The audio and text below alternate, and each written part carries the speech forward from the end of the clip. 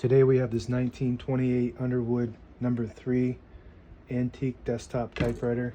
I'll show you how to use the functions and make sure they all work. The No.3 is located right here, and this is supposed to say 12-inch. Usually that's the first thing to rub off because that's where people hold their hands when they're typing. So a lot of them won't have that, so it's hard to tell what model you have unless you look at that serial number, which is located right here, and you just move that over and you can see there's a plate with numbers on it.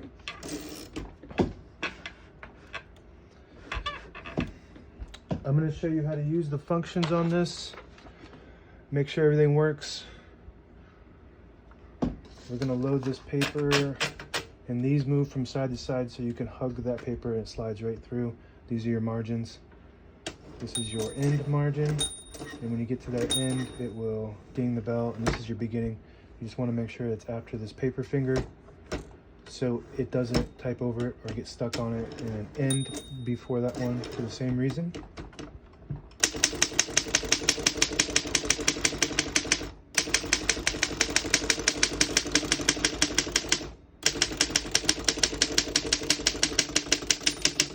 Once you hear the bell, you're at the end of the margin. You hit the line space, gets you back to the beginning, and skips 1, 2, or 3. Right now we have it on single, but if you want double, you just flip that switch down 1, skips 2, 1 more, skips 3, works good. We're going to keep it on single for now and finish typing.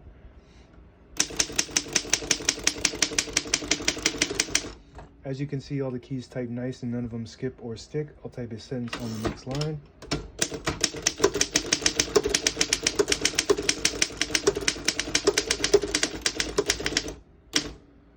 Very nice typing machine. This is one of my best typing machines that I have, believe it or not, and it's almost 100 years old.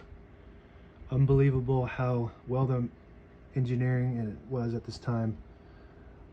Everything that's made today in the typewriter industry is cheap, made from really cheap and plastic parts, and a lot of times it's very poorly put together, missing parts. Nothing's calibrated right, so everything gets stuck and jams up. So that's why you got to go with these antique and vintage typewriters. They're just made out of the best parts and really well made in America, back when everything good was made in America. To pull the paper out easy, you just flip this switch down here and it unlocks the rollers underneath the platen, allowing you to pull the paper out easy. Or a little thicker paper like carbon copy or cardstock, make sure you flip that back up before you load the next page, or else it will not load correctly. Got a backspace on the left side here, that works good. Shift on each side and a shift lock on the right. To clear that, you just hit that opposite shift button on the left side here. Got a tabulator key, so you set your tabs in the back with these little handles, and you push them down and you can move them wherever you want, and the teeth lock in to the top teeth, and it will stop at each one of these. I'm gonna expand the margin all the way so we can see them stop at each one of them, and I'll show you from the back first how it stops at each one of those. 2, 3, 4, 5, 6. Stops at each one of them, and you can just set them wherever you want. I'll show you from the front. So we're at the beginning of the margin, and you want to hit your tabs because you got them spaced out perfectly however you want them on the page, and it just stops at those exact spots.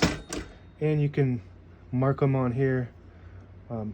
There's a scale on the back too that has the same exact, so you know where you're at on the page. Really easy to do on this model. This is your color selector switch.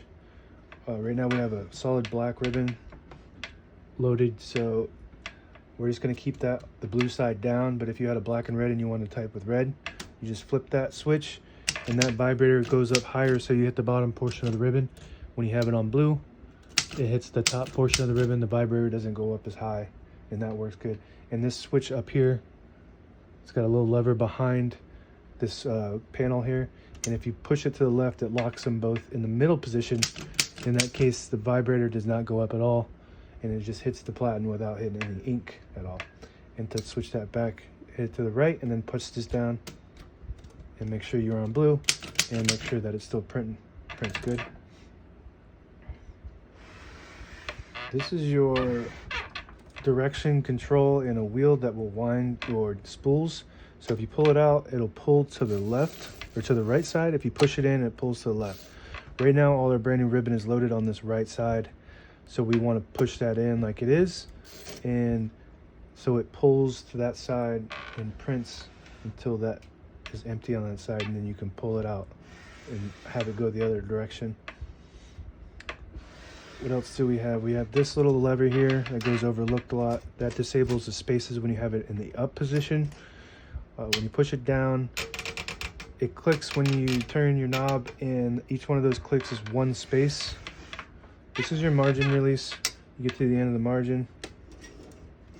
Put it right there. There's a mechanism that stops you from typing. It locks the keys, but if you hit that, it'll allow you to type past that. It's the margin release. That is about it. There's a margin release on this side too that nobody talks about that much. This little thing, you push it down and you can get past this other margin. So see how we're past it? All the way past it.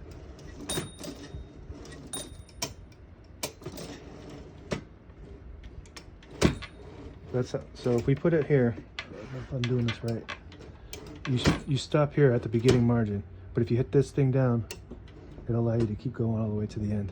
So that's pretty cool. Anyway, that's about it. Now available on eBay or Etsy. Search Brooksaw Antiques.